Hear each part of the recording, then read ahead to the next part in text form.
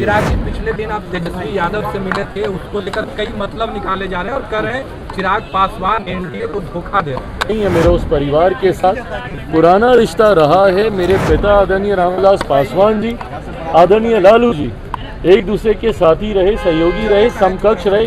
तेजस्वी जी भी वहाँ पे थे, हम भी वहाँ पर गए। आज उनके परिवार में एक और खुशखबरी आई है, हमारे भतीजे का जन्म हुआ है वहाँ पर। कि अपराधियों में जब तक कानून का डर भय नहीं होगा तब तक संभवतः ऐसी घटनाओं को अंजाम मिलता रहे। नमस्कार, मैं वैष्णवी, आप देख रहे हैं देशवा न्यूज़। प्रधानमंत्री मोदी बिहार आने वाले हैं, लेकिन प्रधानमंत्री के आगमन के पहले ही तमाम बड़े नेता जो है वो बिहार पहुंच रहे हैं। आपको बता दें कि केंद्रीय मंत्री चिराग पासवान भी बिहार आ चुके हैं और पटना पहुंचने के बाद उन्होंने कई बड़े मुद्दों पर अपना बयान दिया है। तेजस्वी यादव को लेकर जब सवाल किया गया कि तेजस्वी यादव से जब वो पिछली बार मिले थे तो क्या वो दोनों एक साथ आ सकते हैं आगे, तो उन्होंने साफ तौर पर नकार दिया है इस बात को। उन्होंने कहा है कि अगर ये पॉसिबल हो पाता तो पहले होता, पहले 2020 के चुनाव में दोनों साथ हो जाते, लेकिन एक मंच पर आना संभव नहीं है। साथ ही उन्होंने ये भी कहा कि अगर तेजस्वी और के साथ मेरे पारिवारिक संबंध है उसको राजनीतिक एंगल से नहीं देखना चाहिए। प्रधानमंत्री जी का निरंतरता में बिहार आना, प्रधानमंत्री जी का समर्पण बिहार और बिहारियों के प्रति दर्शाता है। लोकसभा चुनाव में जो वादे प्रधानमंत्री जी के द्वारा किए गए थे, एक एक करके हर उस वादे को पूरा करने का कार्य प्रधानमंत्री जी हमारी केंद्र की सरकार के द्वारा किया जा रहा है। लंबे समय तक ये एक मांग थी कि पटना का एयरपोर्ट भारत के अलग अलग प्रदेशों का न सिर्फ उनके मुख्यालयों के एयरपोर्ट देखिए बल्कि उनके बाकी के जो शहर हैं वहाँ के भी एयरपोर्ट काफ़ी विकसित रहे हैं। ऐसे में बिहारियों की ये मांग थी कि यहाँ पर भी वर्ल्ड क्लास का एयरपोर्ट होना चाहिए, जिसका निर्माण मौजूदा प्रधानमंत्री आदरणीय नरेंद्र मोदी जी के नेतृत्व में हुआ है। न सिर्फ इसका उद्घाटन बल्कि परसों विक्रमगंज में एक विशाल जनसभा को भी आदरणीय प्रधानमंत्री जी संबोधित करेंगे। और जैसा मैंने कहा कि जो वादे प्रधानमंत्री जी और हम लोगों ने लोकसभा में किए थे, विधानसभा चुनाव आते आते तक हर उस वादे को पूरा करने का कार्य हमारी केंद्र की सरकार के द्वारा किया जाएगा।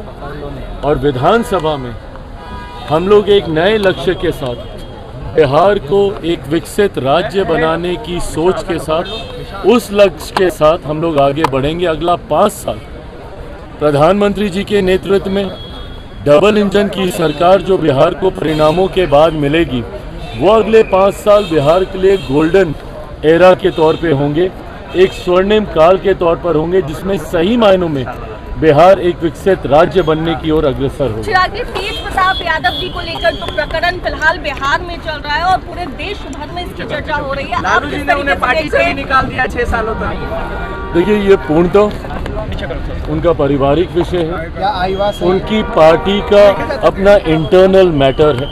मुझे नहीं लगता कि इसमें किसी को अपने पक्ष रखने की ज़रूरत है। आपस में परिवार के विषय हैं और उनकी पार्टी का विषय वो खुद स्वयं सुलझा लेंगे। बिहार की 2 बेटी चिराग जी इसमें पिस रही हैं, ऐश्वर्या और न्याय की भी मांग कर रही है। किसी भी बेटी के साथ अन्याय ना हो, उसके लिए मैं मानता हूँ कानूनी व्यवस्था पूरी तरीके से सुदृढ़ है। पर अगर उसके बाद भी अगर कभी कहीं ऐसा लगे तो जरूर अपने पक्ष को मजबूती से रखा जाए। बिहार में लगातार आपराधिक घटनाएं हो रहे हैं, राजधानी पटना में गोलियां चल रही है दिन दहाड़े। चिराग जी, ये बहुत ज़्यादा चिंता का विषय है।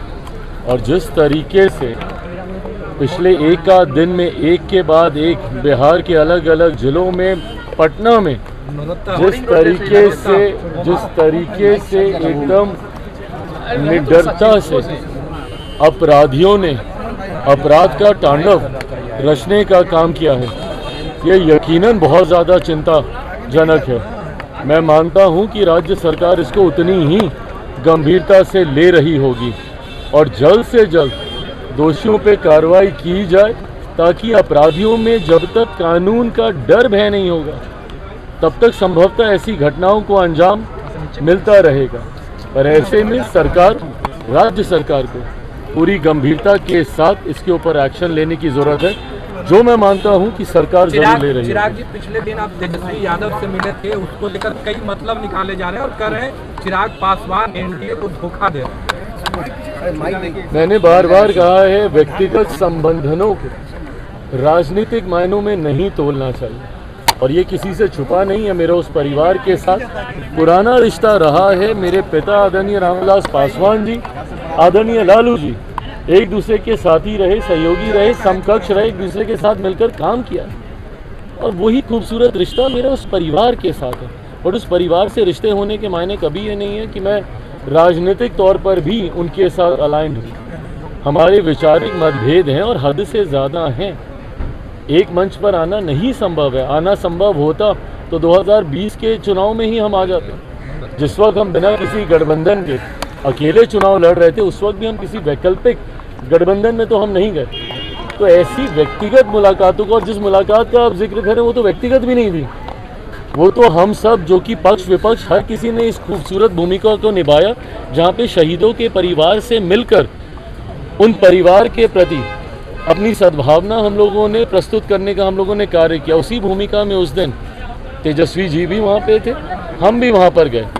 पर हाँ, ये पूरी तरीके से अगर मुलाकात मेरी व्यक्तिगत दृष्टिकोण से भी कभी होती है, आज उनके परिवार में एक और खुशखबरी आई है, हमारे भतीजे का जन्म हुआ है वहाँ पर, उसके लिए भी मैं उस परिवार को ढेर सारी बधाई, शुभकामनाएं देता हूँ। कल को अगर इस दृष्टि से अगर हमारी मुलाकात होती है तो उसके भी राजनीतिक मायने नहीं निकाले जाने चाहिए। तो आपने साफ तौर पर सुना कि बिहार में प्रधानमंत्री मोदी के आगमन को लेकर वो कहते हुए नजर आ रहे हैं कि प्रधानमंत्री मोदी यहाँ आएंगे और बिहार को बड़ी सौगात देंगे। वही आपराधिक घटनाओं पर लगाम लगनी चाहिए, जो कि अभी चिंता का विषय बना हुआ है। लगातार आपराधिक घटनाएं बढ़ती जा रही हैं। साथ ही उन्होंने तेजस्वी को कॉन्ग्रेचुलेट किया है और तेज प्रताप के मामले पर भी उन्होंने अपना बयान दिया है। उन्होंने साफ तौर पर कहा है कि तेज प्रताप का जो मामला है वो निजी मामला है और इसमें किसी को दखल अंदाजी नहीं करनी चाहिए। इस खबर को लेकर आपकी जो भी राय है कमेंट सेक्शन में जरूर शेयर करें। इस खबर में बस इतना ही। आगे की अपडेट्स के लिए देखते रहे देशवा न्यूज़। कैमरा पर्सन बबलू के साथ मैं वैष्णवी, देशवा न्यूज़ पटना।